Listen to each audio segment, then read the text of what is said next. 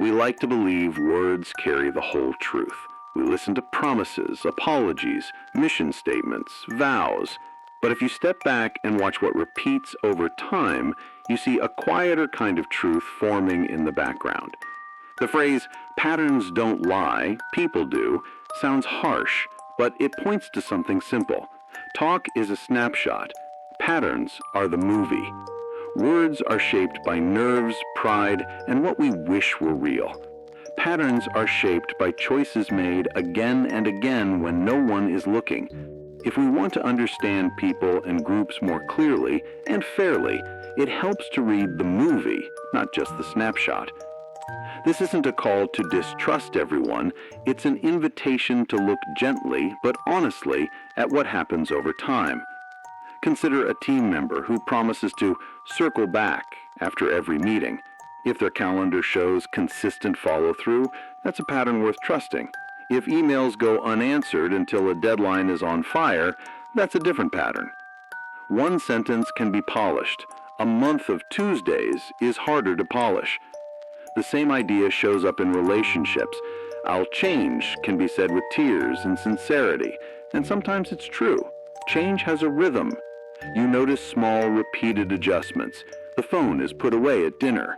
The tone softens in disagreements. The ride shows up on time. Real change tends to leave footprints, and the footprints are regular. Patterns also tell the truth about systems. A workplace might brand itself as people first, but you learn more by looking at who gets promoted, what behaviors are rewarded, how feedback is handled when it's uncomfortable. If recognition mostly goes to the loudest voice in the room, the culture values volume. If the best listeners end up leading key projects, the culture values attention. Our posters and slogans are the cover, incentives and habits are the pages. Still, we should keep our balance. Patterns can mislead if we look too fast. Sometimes we only measure what's easy and ignore what's important, like counting sales calls but not the quality of relationships built. Sometimes we forget the size of the experiment. 10 failures in 1,000 tries is not the same as 10 failures in 12. Context matters too. People act differently under pressure or when a rule quietly pushes them in a certain direction. If a company pays bonuses only for short-term wins, you'll see a pattern of short-term thinking. That doesn't mean each employee is shallow, it means the structure nudges everyone the same way. Watching patterns wisely means asking, what's the scenery here? What music is the room playing that people are moving to? The kindest use of this idea is not to catch people out, it's to create environments where good patterns are easy and natural. When it's safe to tell the truth without being punished, you get more truth. When effort gets recognized, not just showmanship, people invest where it counts. If you want more punctual deliveries, make it normal to plan ahead, clear obstacles early, and celebrate steady reliability. Friction shapes behavior. So does ease. If you're trying to read patterns in your own life, start small and concrete. What gets your time? Where does your attention drift when you're tired? Which tasks get kicked to tomorrow, 3 days in a row? No judgment, just a gentle inventory. Many of us say health matters, but the pattern might show sleep sacrificed and steps ignored. Many of us say family comes first, but the pattern might show dinner eaten with one eye on a screen. The point isn't shame, it's alignment. When you match your pattern to your values, even in small ways, you feel less split inside. Reading patterns in others deserves humility. Instead of deciding who someone is, notice what tends to happen. Say what you see and keep the door open to change. Lately, we've been missing handoffs on Fridays. How do we protect that window? You're naming a rhythm, not branding a person. And leave room for exceptions. If a reliable colleague slips during a rough month, the larger pattern still speaks for them. Grace is part of accuracy. In groups, patterns are often easier to spot from a little distance. Look at cadence more than single spikes. Does the team rally only in a crisis?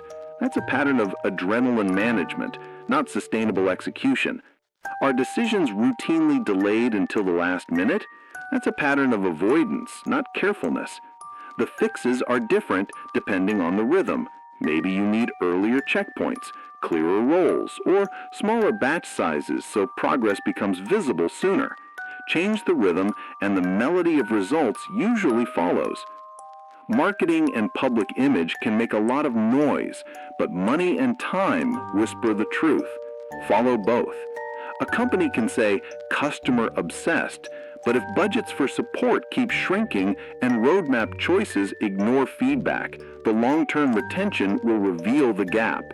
A friend can say, I'm here for you, but the pattern of showing up, texts returned, rides offered, celebrations remembered, will either make the sentence heavier or hollow.